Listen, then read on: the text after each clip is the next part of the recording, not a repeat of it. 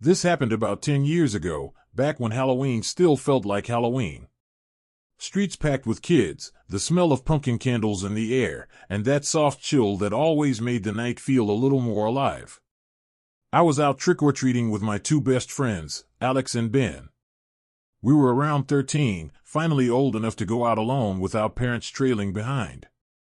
Alex's parents were usually the overprotective kind, so this year felt like freedom. I dressed as a creepy clown, Ben as a scarecrow, and Alex, well, he wore a white sheet and a plastic pumpkin mask. I still have no idea what he was supposed to be, maybe a ghost with a pumpkin head, but that was Alex. Weird, but funny. We started at around 5 p.m. The sun was dipping low, the sky turning orange, and the streets already filling with kids shouting, "Trick or treat."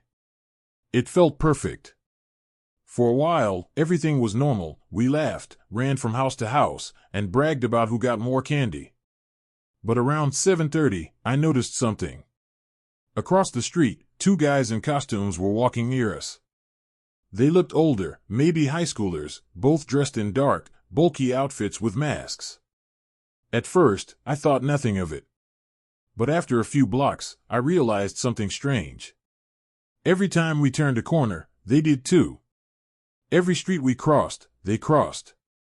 At one point, we went in a full circle just to test it, and they were still there, keeping the same distance, like shadows that refused to fall behind.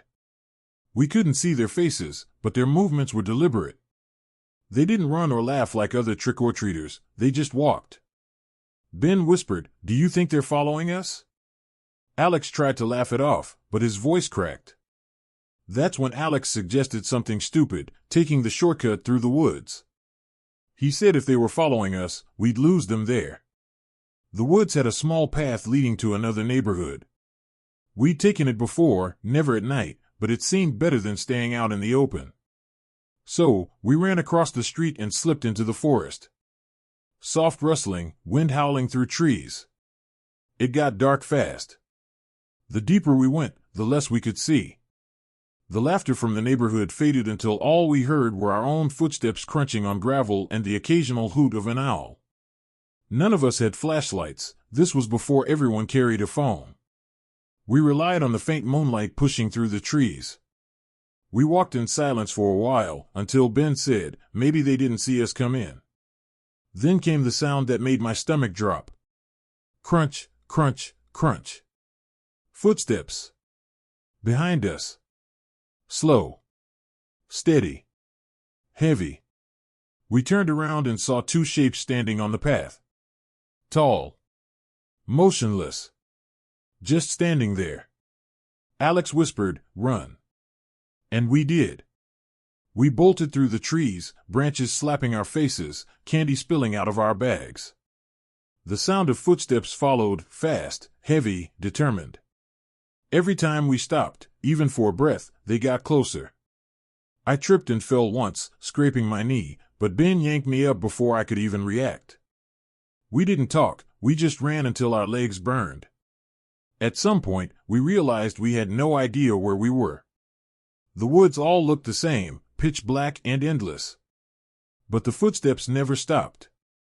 Sometimes they sounded far, sometimes close, almost like whoever was following us knew exactly where we were and was just toying with us. We hid behind a fallen tree at one point, trying to catch our breath. The forest went silent. For a full minute, there was nothing. No wind. No footsteps. Just the sound of our breathing. Then, suddenly, crunch, right behind us. We took off again. After what felt like forever, probably 30 minutes, we finally burst out of the trees and onto a quiet suburban street. The relief was overwhelming, but the fear wasn't gone. We had no idea where we were.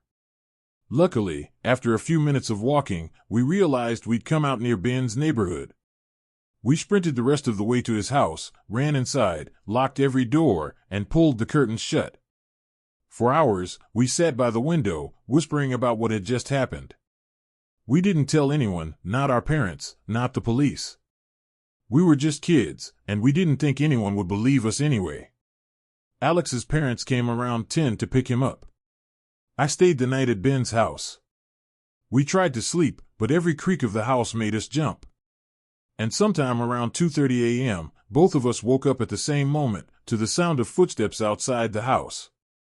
Slow, deliberate steps moving up the driveway. We froze. The sound was clear, gravel crunching, slow pacing. Ben's room was on the first floor, right by the window.